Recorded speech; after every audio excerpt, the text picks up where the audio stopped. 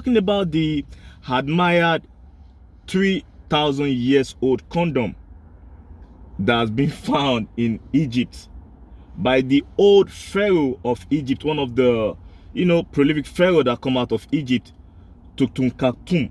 That is his name. He come out of Egypt, and they say at his own era, what he found at this time, he was the first person to find condom in Africa.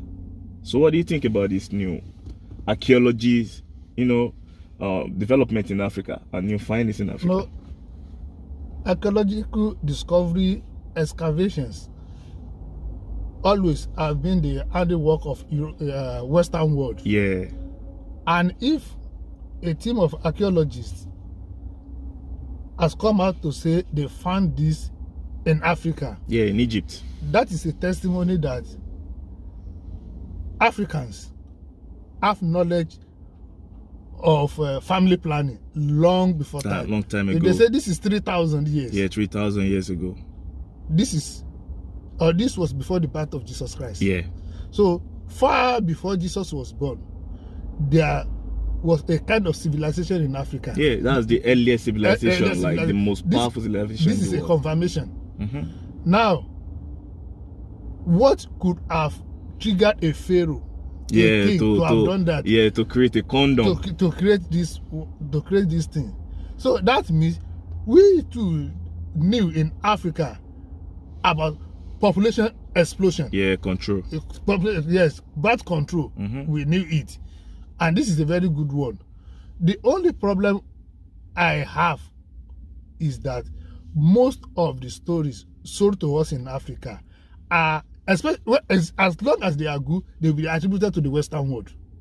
Because they're the one that used to like put it together and give it to us. They're telling us our own story. Yeah, they tell us because they will be the one to write. To write it down. Yeah, that is a testament, a clear one that Africa had knowledge. And we still have knowledge.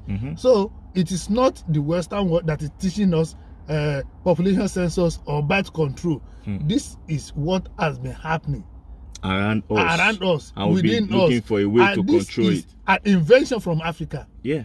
So this is a good one, and I want to even give credit to the archaeologists that discovered it and confirmed that what it was. They did not take this glory back to Europe and say no. They left it in the they find it, they took it out and they put it back to the museum in Egypt. So if you go to Egypt today, you will see it part of the history of the Tutankhamun, the king. You see it part of his history in his era. You see this part of his own discovery, what he discovered at his own time when he was the king of Egypt.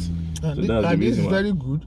Thank God they did not go away with this. And they can't even say we don't have civilization in Africa.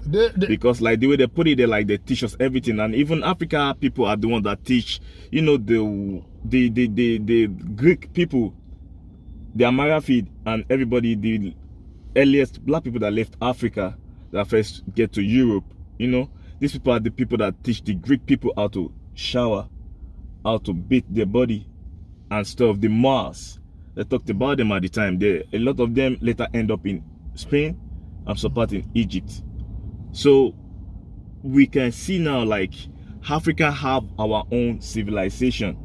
So what it used to talk about, like we don't have nothing going for us in Africa, we can see the massive civilization in Egypt, the northern side of Africa.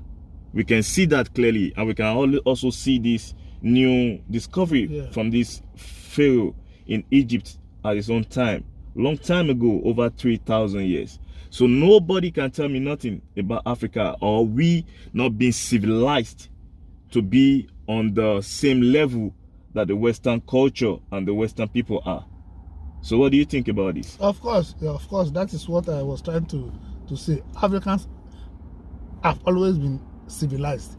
It is only that because we don't have the knowledge of literacy, we are not able to push around our story enough. We do have the knowledge of literacy, because some part in Mali and Senegal, that was the first home or the first hub of African scholars in Africa, even scholars in the world, because people come from Saudi Arabia to come over there to Mali, to Timbuktu, to Gao, in the earliest days, you know, to do trade, to do business with them, and to learn Arabic in Mali.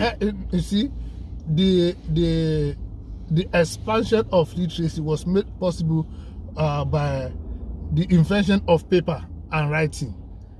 Which is being channeled by the Western countries. Yeah. So before then, there was a limit to what could be done in terms of writing. There's limitation. Even in those days, according to the biblical stories, Moses wrote something.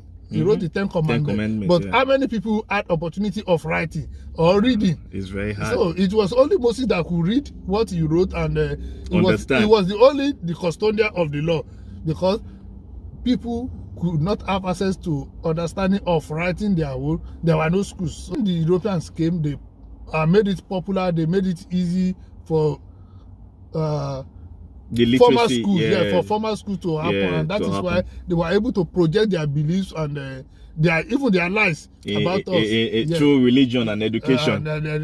So now we have seen through excavation, something that happened 3,000 years ago at least, has shown that civilization was there in Africa. So my people, this is what we talked about, Mr. Steve Ade. I really appreciate your knowledge and understanding that you come here every time and you give us prolific insights. Thank you, sir. So we'll be going to the next one.